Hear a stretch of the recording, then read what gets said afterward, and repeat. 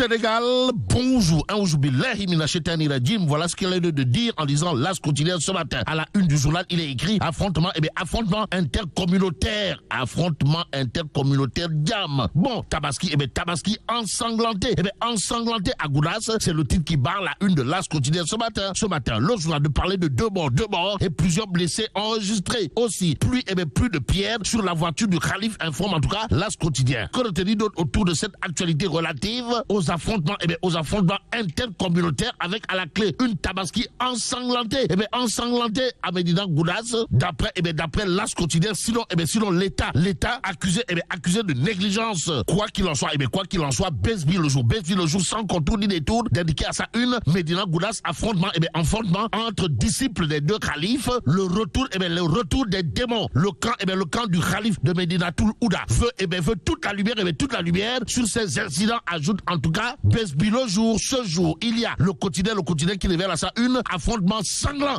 après la prière de la Tabaski. Médina Goudas n'était pas à la fête. Il convenait de retenir d'après le quotidien un calme précaire dans la cité religieuse, et c'est avec beaucoup de religiosité qu'il va falloir prendre Réumi quotidien. À la une du journal, on peut lire affrontement entre deux communautés. Le jour de la Tabaski, Médina Goudas perd son calme. Bon, reçu par le Khalif, le ministre de l'Intérieur appelle à la sérénité, informe Réumi quotidien ce matin.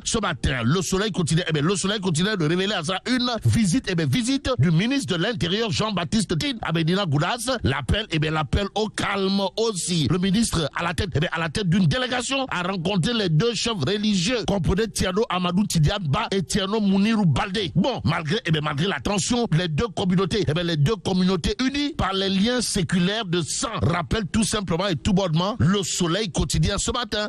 Sud quotidien toujours au chapitre de la célébration de la Tabaski 2024 d'afficher à sa une le sermon de Diomaye. Bon, nous sommes engagés pour rendre la vie moins chère dans tous les domaines, a tenu à dire à haute et intelligible voix son excellence Koroche Diomaye Faye d'après Sud quotidien, d'où notre intérêt de prendre direct news ce matin. À la une du journal, on peut lire Tabaski 2024, le sermon de Serigne Bassirou Diomaye Faye. De quoi s'agit-il, Wai?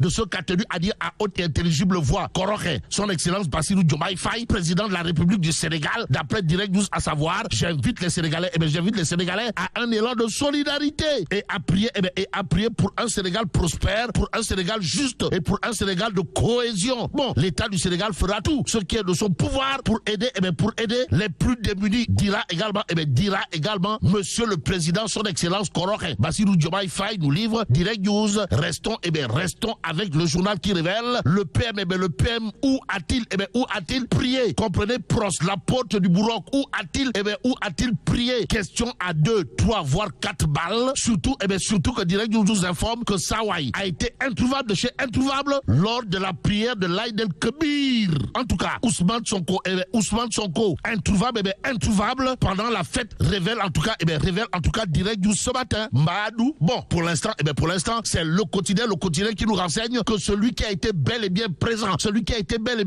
lors de la prière de l'Aïd el-Kébir dans cette histoire, c'est le bulldozer, du landerneau politique sénégalais. Aux Sénégalaises et aux Sénégalais, il conviendrait de retenir et faire retenir ce qu'a tenu à dire à haute et intelligible voix Bougane Gueye Dany, leader incontesté et incontestable, pour ne pas dire inévitable et incontournable de la philosophie Gopsobop, en guise de ton tout nous forok. Le ton tout nous forok approche la porte du Bourroc. En tout cas, je préfère être un voleur qu'un menteur certifié.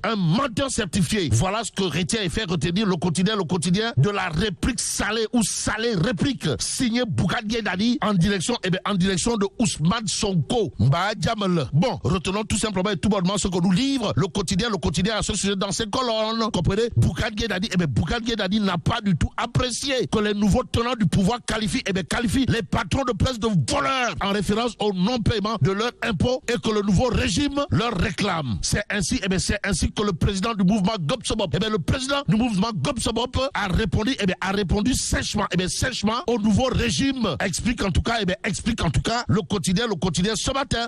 Le journal de nous renseigner que Sawai Bougane Gueye Dany n'a pas usé de la langue de bois ou encore n'a pas porté les gants avant de dire à haute intelligible voix qu'il préfère être un voleur qu'un menteur certifié ISO 9001 2001. Tchokonam, Tchokol. En attendant, restons avec le quotidien qui parle de première visite en France de monsieur le président, son excellence Koroké Bassirou Diomaye Faye. Et là, on peut lire Paris diplomatique de Diomaye. Pour l'instant, l'As continue de revenir en long et en large sur l'affaire Aïcha Fati Abdoulaye Thiam. Pourquoi faire? Pour relever les incongruités d'un dossier signalé. À la question de savoir on est où là. En tout cas, l'As continue de renseigner aussi rocambolesque que cela puisse paraître. La jet-setteuse Aïcha Fati pourrait recouvrer la liberté d'ici peu. D'après les sources de l'As quotidien, elle va bénéficier bientôt d'une liberté provisoire synonyme de libération définitive, puisqu'elle sera hors de portée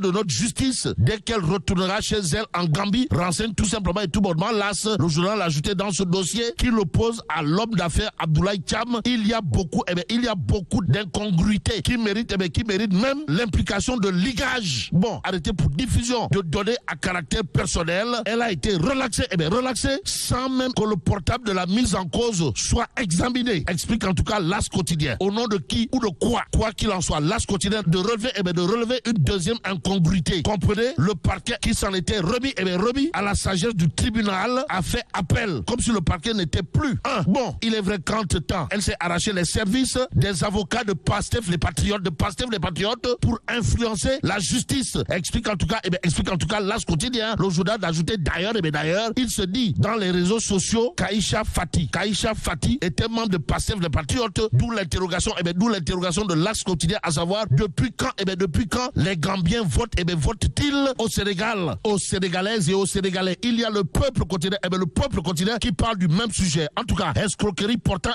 sur 2,6 millions de dollars. Comment Aïcha Fati a grugé Abdoulaye Thiam. Voilà ce qui explique ou tente d'expliquer en réalité des réalités le peuple quotidien ce matin.